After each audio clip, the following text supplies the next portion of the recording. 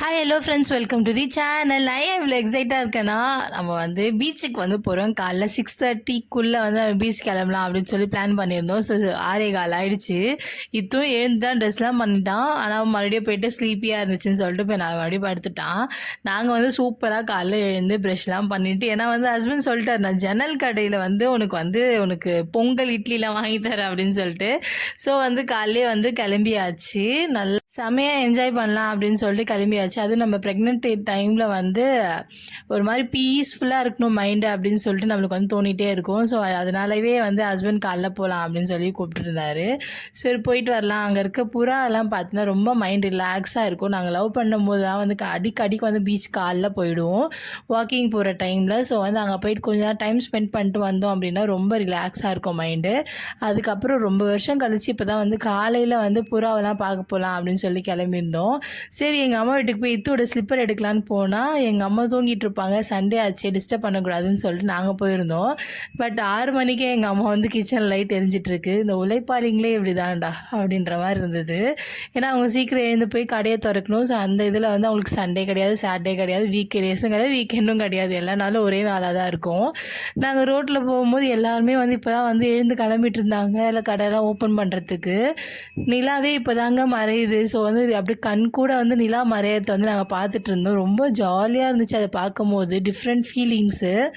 நீங்களுமே வந்து இந்த மாதிரி 10 மணிக்கு 11 மணிக்கு சண்டே டைமில் எழுந்துக்கிற ஒரு பர்சனாக இருந்தால் கண்டிப்பாக வந்து ஒரு 5 மணி 6 மணிக்கெலாம் எழுந்து சும்மா உங்களோட ஸ்ட்ரீட்டில் இல்லை பக்கத்து தெருவில் வந்து வாக்கிங் மாதிரி போங்க.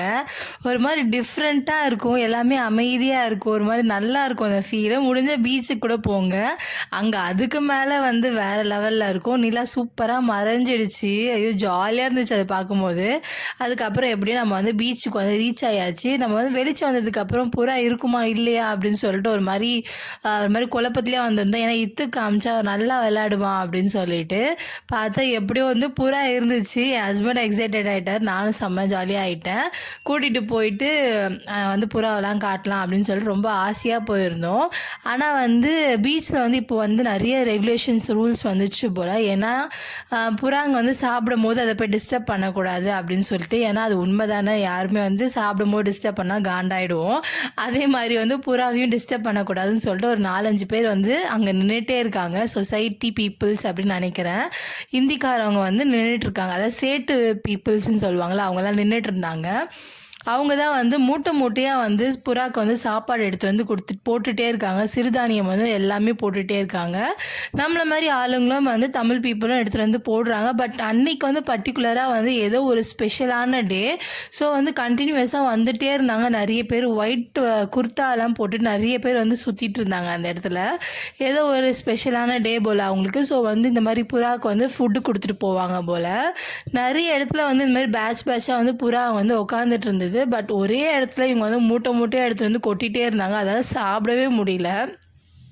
கொஞ்சம் ஸ்ப்ளிட் பண்ணி கொட்டினாங்க அப்படின்னா எல்லா புறாக்குமே யூஸ்ஃபுல்லாக இருக்கும். அங்கங்கே வந்து நிறைய புறாக்கு வந்து சாப்பாடே இல்லாமல் இருந்தது. நானும் போட்டேன்டா அப்படின்ற மாதிரி போட்டுட்டு இருந்தாங்க. சரி ஓகே, அது வந்து ரிச்சுவல்ஸ் அப்படின்னு சொல்லிட்டு விட்டுட்டோம். அப்புறம் இத்து வந்து இல்லை கிட்ட போய் டிஸ்டர்ப் பண்ணாத அப்படின்னு சொன்னோடனே ஒரு மாதிரி சைலண்ட் ஆகிட்டான்.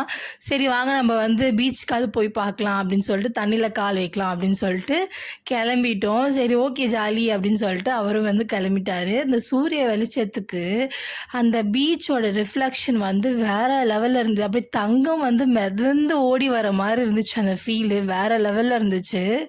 மைண்ட் வந்து உங்களுக்கு பீஸ்ஃபுல்லாக இருக்கணும் அப்படின்னா கண்டிப்பாக ஏர்லி மார்னிங் வந்து நீங்கள் வந்துடுங்க. யாருமே இருக்க மாட்டாங்க, கொஞ்சமாக பீப்புள்ஸ் தான் இருப்பாங்க. இந்த டைம் ஏதோ ஃபங்க்ஷனுன்றதுனால நிறைய பேர் இருந்தாங்க.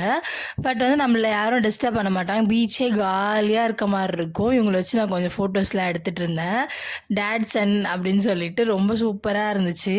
இத்து வந்து கொஞ்ச நேரத்துக்கு மேலே சட்டை அவரு பேண்ட் அவரு எல்லாத்தையும் அவருன்னு சொல்லிட்டு அவுத்துட்டு போய் செம்ம ஜாலியாக ஒரு ஆட்டம் போட்டுட்டு இருந்தான். அது வந்து அலையில் ஆடி ஆடி வந்து நல்ல ஒரு ஆட்டம். அப்புறம் அது வரவே மாட்டேன்னு சொல்லிட்டு செம்மையாக டார்ச்சல் பண்ணி எடுத்துட்டான். அதுக்கப்புறம் எப்படியும் கூட்டிகிட்டு வந்துட்டோம். அதுக்கப்புறம் மயிலாப்பூரில் இருக்க ஜன்னல் கடைக்கு வந்து நம்ம வந்து பொங்கல் வடை எவ்வளோ பெருசாக இருந்தது, செம்ம டேஸ்ட்டாக இருந்தது. எல்லாமே சட்னி எல்லாமே கையிலே அரைச்சிருக்காங்க. அவ்வளோ எம்மியாக இருந்தது. கண்டிப்பாக போனீங்கன்னா ஒரு டைமாவது அட்லீஸ்ட் ட்ரை பண்ணுங்கள். அவ்வளோ சூப்பர் சூப்பராக இருக்கும். பீச்சுக்கு போயிட்டு அப்படியே வந்து இங்கே ஜன்னல் கடைக்கு வந்து சாப்பிட்டுட்டு வீட்டுக்கு வந்துடுங்க. அவ்வளோ சூப்பராக இருக்கும். அந்த டேவே செமையாக போகும்.